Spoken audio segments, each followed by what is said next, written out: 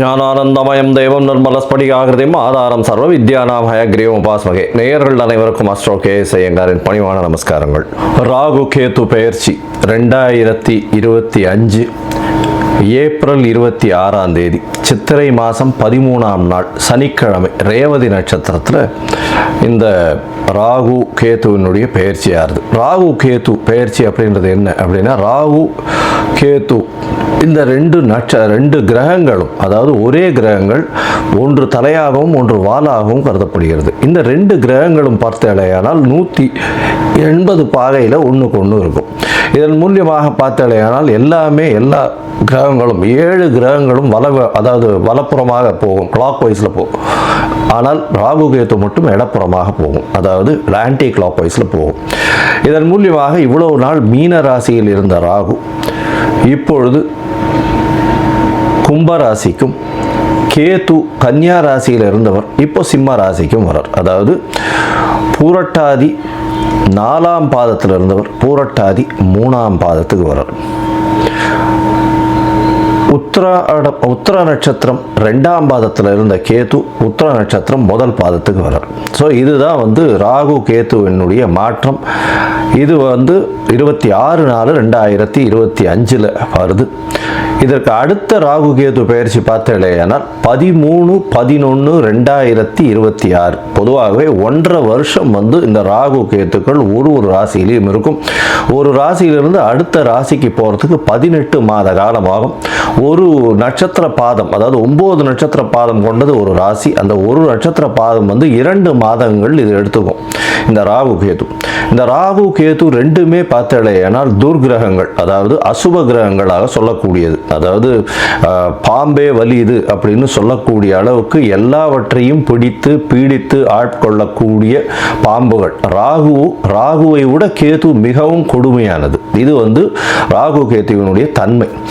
ராகுவை பொறுத்தவரையிலும் பார்த்தேனால் அதாவது போக காரகன். அவர் ராகு எப்பொழுதுமே எல்லாத்தையும் அள்ளி கொடுக்கிறவர். ஏதாவது எந்த ஒரு விஷயம் ₹1 கிடைக்கிற இடத்துல ₹100 கிடைக்கக்கூடிய அளவுக்கு பண்ணக்கூடிய போக காரகன். எல்லாவற்றிலும் அபரிமிதமான விஷயங்களை கொண்டு சேர்ப்பார். எல்லாமே ரொம்ப பெரிய ப்ராஜெக்ட்ஸ் எல்லாம் போடுறதெல்லாம் பார்த்தீங்கன்னா ராகுவினுடைய ஆட்டம் ரொம்ப அதிகமாக இருக்கும் அந்த இடத்துல. சரி, கேதுவை பற்றி எடுத்தோமானால் எல்லா விஷயத்தையும் சுருக்குவார், தனிமைப்படுத்துவார், அசிங்கப்படுத்துவார், அதாவது கேவலப்படுத்துவார். எல்லாவற்றையும் தானே புரிந்து கொள்ள அளவுக்கு எல்லா விஷயத்தையும் அனலைஸ் பண்ணி அதுக்குள்ளே இருக்கிற விஷயங்களை, மூலக்கூறுகளை சென்று பார்க்கக்கூடிய அளவுக்கு அவர் யோசிக்க வைப்பார். தன்னை தானே உணர்தல் அப்படின்றது கேதுவினுடைய ஆதிக்கம் அதிகமாக பொருந்தியவர்களுக்கு நிச்சயமாக உண்டு.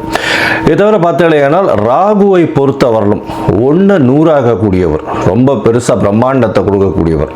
கேது 100 இருந்ததுன்னா 1 ஆகிடுவார், 1 இருந்தால் -100 ஆகிடுவார். அந்த மாதிரி ரொம்ப சுருக்கக்கூடியவர். அவர் இருக்கும் வீட்டையும் பார்க்கும் வீட்டையும் சுருக்கக்கூடியவர். இந்த பொதுவாகவே ராகு கேது ரெண்டுமே துர்கிரகங்கள். ஆனால் சுபர்களுடைய பார்வையோ சுபர்களோட சேர்ந்து இருக்குமேயானால் ரொம்ப பெரிய ஏற்றத்தை கொடுக்கும். அதை தவிர பார்த்தேனால் சுபர்கள்னு சொல்றதை விட அவர்கள் எந்த வீட்டில் இருக்கிறார்களோ அவர்கள் ஆட்சி உச்ச மூல திரிகோண வீடுகளாக இருந்து அது ஒரு பெரிய ஏற்றத்தை கொடுக்கும். திடீர் ஜாக்பாட் எல்லாம் அடிக்கக்கூடிய காலகட்டமாக அமைப்போகிறது.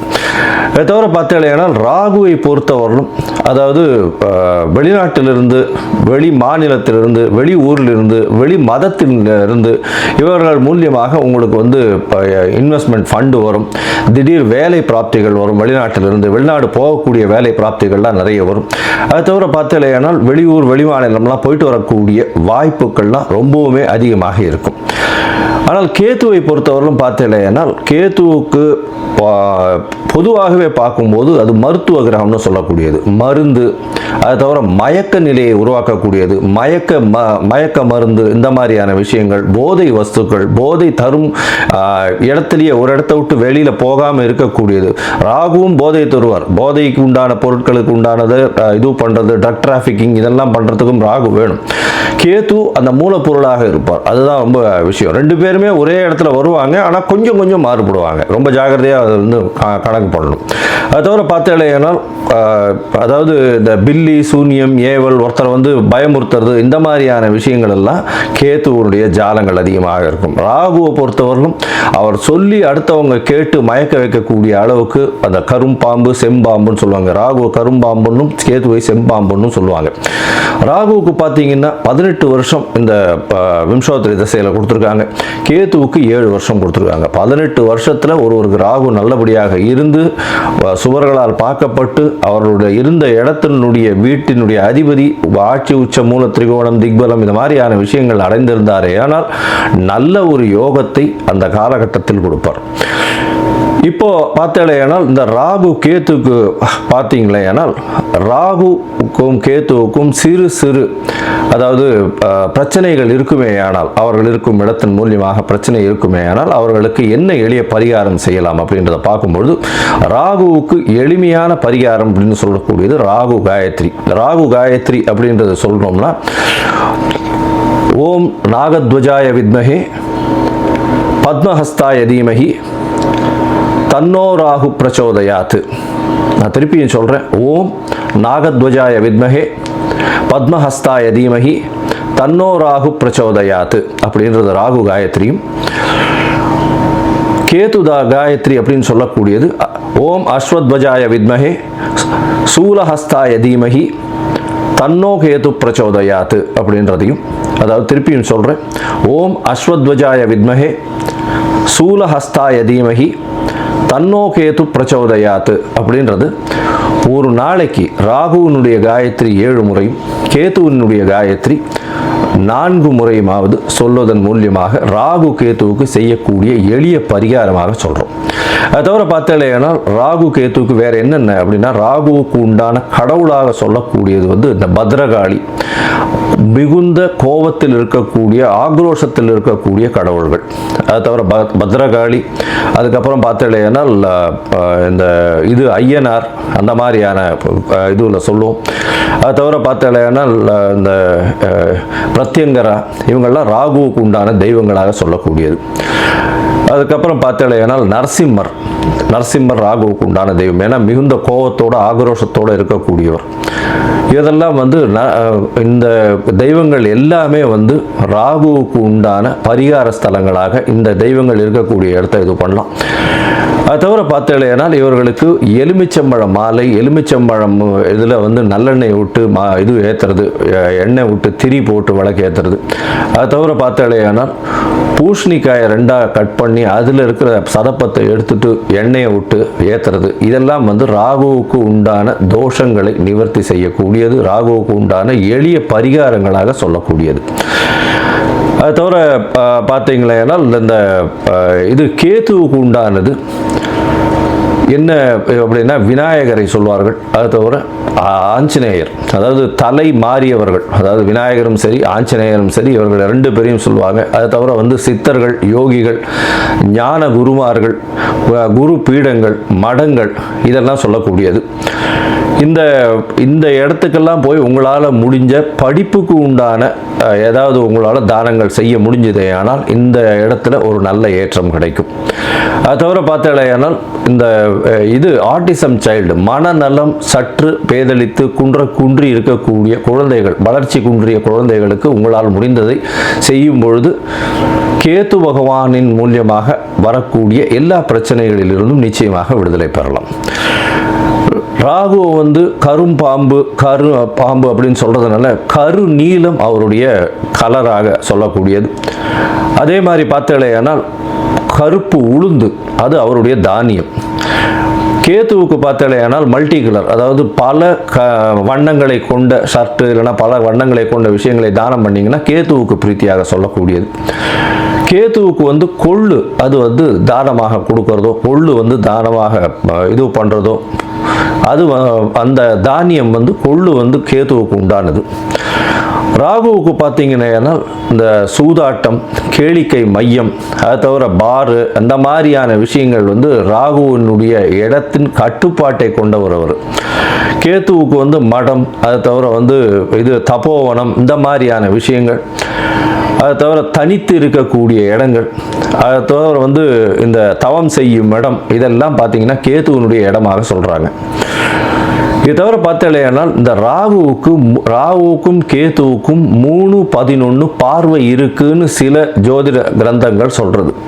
அதாவது இப்போ பார்த்தலையானால் கும்பராசியில் ராகு இருக்கிறதுனால 3ஆம் இடம்னு சொல்லக்கூடிய மேஷத்தையும் தனுசு அப்படின்ற 11ஆம் இடத்தையும் பார்க்கறது ராகு. கேத்துவை பொறுத்தவரையிலும் மிதுனத்தையும் துலாத்தையும் பார்க்கும். அவர் இருக்கும் வீட்டிலிருந்து 3-11 7ஆம் இடத்தை எல்லா கிரகங்களும் பார்க்கும். ஏன்னா சப்தம பார்வை உண்டு அப்படின்றத சொல்கிறது. சரி, இப்போ வந்து ராகுவை பற்றி பேசணும்னா பேசிகிட்டே இருக்கலாம். கிட்டத்தட்ட வந்து ஒரு 3 மணி நேரம் 4 மணி நேரம் கூட கண்டினியூஸாக பேசலாம். ஆனால் இப்போ வந்து நம்ம ஒரு ராசிக்கும் மேஷம் முதல் மீனம் வரை என்னென்ன பலன்கள்னு பார்ப்போம். அதை தவிர தனியாகவே ராகுவுக்குன்னு ஒரு 1/2 hour 1 hour வீடியோ தனியாக போடுறேன். நான் பார்ட் 1 பார்ட் 2 தனியாக போடுறேன்.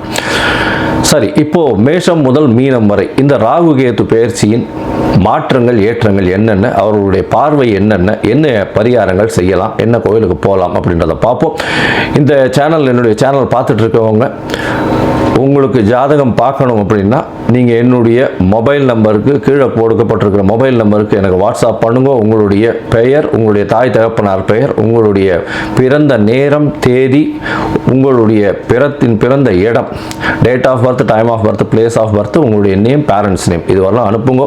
சந்தி இருக்கான்னு பார்க்குறேன். ஏன்னா லக்ன சந்தி, பாத சந்தி இதெல்லாம் பார்க்கணும். சந்திரனுடைய சந்தி இருக்கா, என்ன ஏதுன்னு பார்க்கணும். இதற்கு காரணம் என்ன அப்படின்னா பல வகையான பஞ்சாங்கங்களை உபயோகப்படுத்துகிறா. பஞ்சாங்கங்கள் உபயோகப்படுத்தக்கூடிய இடமும் வந்து பல இடங்கள் மாறுபடும். அதாவது ஸ்ரீரங்கத்து பஞ்சாங்கத்தில் டெல்லியில் பிறந்த குழந்தைகளுக்கு பேஸ் பண்ணி பார்ப்பா. அப்போது சூரிய உதயமே மாறும். அதனால் சந்தி வரக்கூடிய வாய்ப்புகள் மிகவும் அதிகம். அவங்க வந்து மிருகசீரிஷ நட்சத்திரம் அப்படின்னு நினச்சிட்டு இருப்பாங்க, 2ஆம் பாதம் அப்படின்னு நினச்சிட்டு இருப்பாள். ஆனால் பார்த்தாலேனால் 3ஆம் பாதத்தில் மிதுன ராசியில் இருப்பாள். இந்த அவள் வந்து 50 வயசு ஆகிட்டு இருக்கும், ரிஷப ராசிக்கு வந்து அர்ச்சனை பண்ணிட்டு இருப்பாள். ஆனால் மிதுன ராசியில் பிறந்திருப்பாள். ஸோ இந்த மாதிரியான மாற்றங்கள்லாம் நிறைய இருக்குது. அதனால் உங்களுடைய ஜாதகத்தை நானே போட்டு அதன் வழியாக சந்தி இருக்கான்றதை பார்த்து உங்களுக்கு உண்டான பலன்கள் என்ன ஏதுன்றதை டிஸ்கஸ் பண்ணுறேன்.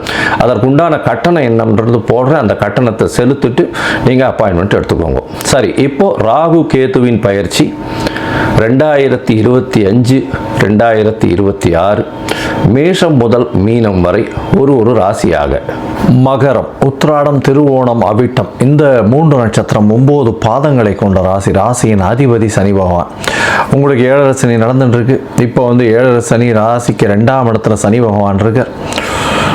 இப்போ வரக்கூடிய ராகு கேத்துவின் பெயர்ச்சி, அதாவது 26/4/2025 13/11/2026 வரலும் உண்டான காலகட்டத்தில் ராகு உங்களுடைய ராசிக்கு 2ஆம் இடத்துலையும், கேத்து உங்களுடைய ராசிக்கு 8ஆம் இடத்துலையும் வரும். இதனால் வந்து ராகு கேத்துவின் மாற்றங்கள் என்ன ஒரு ஏற்றத்தை கொடுக்க போகிறதுன்னு பார்க்கலாம். ராகு உங்களுடைய ராசிக்கு 2ஆம் இடத்துல வர்றதுனால அபரிமிதமான பண வரவு இருக்கக்கூடிய வாய்ப்பு உண்டு. பேச்சில் நல்ல ஒரு ஏற்றம் இருக்கும். அடுத்தவர்களை கவரக்கூடிய அளவிற்கு, அடுத்தவர்கள் மூலியமாக பணம் உங்களுக்கு எப்படி வரும் அப்படின்றத வந்து தெரிந்து வச்சு பேசக்கூடிய வார்த்தைகள் நிச்சயமாக வரும். 2ஆம் இடத்துல தன ஸ்தான அதிபதினு சொல்லக்கூடிய சனியும் சேர்ந்து இருக்கார். ஆட்சி மூல திரிகோண வீட்டில் இருக்கிறது, ராகுவும் சேர்ந்து இருக்கிறதுனால நல்ல ஒரு ஏற்றம் இருக்கும். பணவரவிற்கு பஞ்சம் இருக்காது. பேச்சின் மூலியமாக பணத்தில் வெற்றி பெறக்கூடிய வாய்ப்புகள் நிச்சயமாக உண்டு. இந்த காலகட்டத்தில் குடும்பத்தில் சில பிரச்சனைகள் வரும். கணவன் மனைவிக்குள்ள பேச்சின் மூலியமாக பிரச்சனைகள் வரும். பேச்சை கொஞ்சம் குறைத்துக் கொள்வது ரொம்பவும் நல்லது. உங்களுடைய ராசிக்கு பார்த்தீங்கன்னா 2ஆம் இடத்துல இருக்கக்கூடிய ராகு ராசிக்கு 4ஆம் இடத்தையும் ராசிக்கு 12ஆம் இடத்தையும் பார்க்கிறார். இதன் மூலியமாக பார்த்தீங்கன்னா படிக்கக்கூடிய மாணவியர்களுக்கு சற்று மைண்ட் டிஸ்ட்ராக்ஷன், அதாவது கொஞ்சம் வந்து பிரச்சனைகள் இருக்கக்கூடிய வாய்ப்புகள் நிச்சயமாக உண்டு. மைண்ட் டிஸ்ட்ராக்ஷன் வரும்பொழுது பார்த்தீங்கன்னா எந்த ஒரு விஷயத்திலும் கவனம் செலுத்த முடியாத தன்மை வரக்கூடிய வாய்ப்புகள் இருக்கும். இதன் மூலியமாக படிப்பில் அதீத கவனம் செலுத்தி 100% வாங்க வேணும்னா 150% உழைப்பை போடுறது ரொம்ப நல்லது. அந்த உழைப்பை பண்ணுவீங்க. ஏன்னா 4ஆம் இடத்தையே ராகு பார்க்கறதுனால எல்லா விதமான வெற்றியை வேகமாக சென்று வெற்றியை சேருவீங்க. உங்களுடைய ராசிக்கு பார்த்தலையானால் 12ஆம் இடத்தை ராகு பார்க்கறதுனால தூக்கமின்மை கொஞ்சம் அதிகமாக இருக்கும். தூக்கம் கெடக்கூடிய வாய்ப்பு. அது ஏன்னா பொருளாதாரம் மேம்படணுன்ற ஒரே ஒரு இது ஏற்றத்தினால அதற்கு பின்னாடியே ஓடி நிச்சயமாக தூக்கத்தை இழக்கக்கூடிய வாய்ப்புகள் நிச்சயமாக உண்டு. இந்த காலகட்டத்தில் பார்த்தலையானால் உங்களுடைய ராசிக்கு கேது 8ஆம் இடத்துல இருக்கார். கேது 8ஆம் இடத்துல இருக்கிறதுனால உடல்நிலையில் சற்று பின்னடைவு ஏற்படக்கூடிய வாய்ப்புகள் நிச்சயமாக உண்டு. வெளிநாட்டிலிருந்து திடீர் பணம் வரக்கூடிய வாய்ப்புகள் கண்டிப்பாக இருக்கும். இருந்தாலும் உங்களுடைய ராசிக்கு 6ஆம் இடத்தையும் அவர் பார்க்கிறார், 10ஆம் இடத்தையும் அவர் பார்க்கிறார். இதன் மூலியமாக பார்க்கும்பொழுது புதிய வேலை கிடைக்கக்கூடிய வாய்ப்பு நிச்சயமாக அமையும். புதிய வேலை கிடைச்சது அப்படின்னா வேலையில் மாற்றம் கிடைக்கும், வேலையில் ஏற்றம் கிடைக்கும், இருக்கிற வேலையில் ஏற்றம் கிடைக்கும். இருந்தாலும் ஸ்ட்ரெஸ் ரொம்ப அதிகமாக இருக்கக்கூடிய காலகட்டமாக இருக்கும். வேலையின் மூலியமாக வெளிநாடு ஷார்ட் ட்ரிப் போயிட்டு வரக்கூடிய வாய்ப்புகள் இருக்கும். இருக்கும் இடத்தை விட்டு வெளியில் செல்லக்கூடிய வாய்ப்புகள் நிச்சயமாக கிடைக்கக்கூடிய வாய்ப்புகள் உண்டு. அதுவும் இந்த மகர ராசிக்காரர்கள் மைனிங்கில் இருக்கிறவங்க, அதை தவிர இந்த கோர்ட்டு சட்டம் ஒழுங்கு இந்த மாதிரியான விஷயத்தில் இருக்கிறவங்க, கம்யூனிகேஷன் எலக்ட்ரிக்கல் இன்ஜினியரிங்கில் இருக்கிறவங்க, கம்யூனிகேஷன் இன்ஜினியரிங்கில் இருக்கிறவங்க, இவங்களுக்கெல்லாம் ஒரு பெரிய ஏற்றம் கிடைக்கக்கூடிய காலகட்டமாக அமைய போகிறது. இந்த காலகட்டத்தில் பார்த்தீங்கன்னா எடுத்த விஷயங்கள் அனைத்துமே வெற்றி பெறக்கூடிய பாக்கியம் உண்டு. நீங்கள் பொதுவாகவே பார்த்தீங்கன்னா இந்த மகர ராசிக்காரர்கள் அரசியல் துறையில் இருக்கிறவங்களுக்கு பெரிய ஏற்றம். பேச்சில் ரொம்ப கவனமாக பேசக்கூடியது, பேச்சினால் அடுத்தவர்களை கவரக்கூடிய இழுக்கக்கூடிய வார்த்தைகள் நிச்சயமாக இருக்கும். அதாவது அவர்களுக்குன்னு உண்டான விஷயங்களை சொல்லி அவர்களை எப்படி நம்மளுடைய வலைக்குள்ள விழ வைக்கலாம் அப்படின்றதெல்லாம் ரொம்ப ஈஸியாக பண்ணக்கூடிய வார்த்தை ஜாலத்தை கொண்டு வரக்கூடிய காலகட்டமாக இருக்கும். ஏன்னா 2ஆம் இடத்துல ராகு, வார்த்தை ஜாலம் ரொம்ப அதிகமாகவே இருக்கும். கேது இருந்தாருன்னா பிரச்சனைகளை பேசுறதை தப்பாக புரிஞ்சுப்பார். ராகு உங்களை எப்படி சுற்றி உள்ளே கொண்டு வரணுன்றதை பார்த்துருவார். அதனால் பேச்சின் ஜாலம் மூலியமாக இந்த மகர ராசிக்காரர்கள் எல்லா விதத்திலும் வெற்றி பெறக்கூடிய வாய்ப்புகள் நிச்சயமாக உண்டு. நீங்கள் இந்த மகர ராசிக்காரர்களை பொறுத்தவரையிலும் கேத்துவுக்கு உண்டான பரிகாரத்தை பண்ணிடுவாங்க. ஏற்கனவே நான் இது சொல்லியிருக்கேன், அதாவது எளிய பரிகாரங்கள் என்னன்னு சொல்லியிருக்கேன். அதை தவிர சென்னையில் பார்த்தீங்களே, ஆனால் சென்னையில் இருக்கக்கூடிய கெருகம்பாக்கம், அந்த கெருகம்பாக்கத்தில் ஆதி காமாட்சி அம்மன் நீலகண்டேஸ்வரர் ஆலயம் ஒன்று இருக்குது. அந்த ஆதி காமாட்சி அம்மன் நீலகண்டேஸ்வரர் ஆலயம் வட கீழ்பெரும்பள்ளம்னு சொல்லக்கூடிய அளவுக்கு பிரசித்தி பெற்றது. அதனால் கீழ்பெரும்பள்ளம்னு சொல்லக்கூடியது இந்த கும்பகோணம் பக்கத்தில் இருக்குது. அது கேத்துவினுடைய முதன்மையான ஸ்தலமாக சொல்கிறது. இது கெருகம்பாக்கத்தில் வட கீழ்பெரும்பள்ளம்னு சொல்லக்கூடியது இந்த கோவில். அதாவது ஆதி காமாட்சி அம்மன் நீலகண்டேஸ்வரர் கோவில் அது. அதில் போயிட்டு கேதுவுக்கு உண்டான பரிகாரத்தை பண்ணுங்க.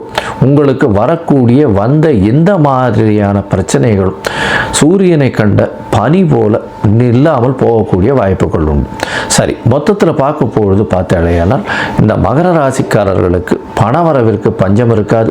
பேச்சில் சற்று கட்டுப்பாடு தேவை. இருந்தாலும் பேச்சின் மூலியமாக எல்லாரையும் வெல்லக்கூடிய வாய்ப்புகள் உண்டு. குடும்பத்தில் சிறு சிறு சலசலப்பு இருக்கக்கூடிய வாய்ப்புகள் உண்டு. படிக்கக்கூடிய மாணவர்களுக்கு மைண்ட் டிஸ்ட்ராக்ஷன் கொஞ்சம் அதிகமாக இருக்கும். அதிக எஃபோர்ட் போட வேண்டிய காலகட்டமாக இருக்கும். தூக்கமின்மை கொஞ்சம் பிரச்சனை இருக்கும். அதீத அலைச்சல் இருக்கக்கூடிய வாய்ப்புகள் உண்டு. இந்த காலகட்டத்தில் கேத்துவின் மூலியமாக உடல் நலத்தில் சற்று பின்னடைவு இருக்க வாய்ப்புகள் நிச்சயமாக இருக்கும். ஆஸ்பத்திரி செலவு கொஞ்சம் இருக்கக்கூடிய வாய்ப்பு. 6ஆம் இடத்துல கேத்து பார்க்கறதுனால கண்டிப்பாக உடல் ருணரோக சத்துஸ்தானத்தை அவர் பார்க்குறார். அது தவிர உங்களுக்கு வேலை மாற்றங்கள், வேலையில் ஏற்றங்கள் இருக்கக்கூடிய காலகட்டமாக அமைய போகிறது. வேலை மாற்றத்தின் மூலியமாக அதீத பணம் வரக்கூடிய வாய்ப்புகள் உண்டு. தொழிலில் பெரிய ஏற்றங்கள் இருக்கக்கூடிய வாய்ப்புகள் நிச்சயமாக இருக்குது. பார்ட்னர்ஷிப் பிஸ்னஸில் வெற்றி கிடைக்கக்கூடிய வாய்ப்புகள் கண்டிப்பாக உண்டு. தொழிலில் நிச்சயமாக வெற்றி வரக்கூடிய வாய்ப்புகள் கண்டிப்பாக இருக்கும். நீங்கள் அருகில் இருக்கக்கூடிய கெருகம்பாக்கம் காமாட்சி அம்மன் கோவிலுக்கு போயிட்டு வர்றதன் மூலியமாக உங்களுக்கு ராகு கேத்துவின் பயிற்சி ஒரு பெரிய ஏற்றத்தை கொடுக்கும். 90% ஒரு நல்ல ஏற்றம், 90 விழுக்காடு மாற்றங்கள் உண்டான இந்த ராகு கேத்து பயிற்சி அமையும் அப்படின்னு சொல்கிறேன்.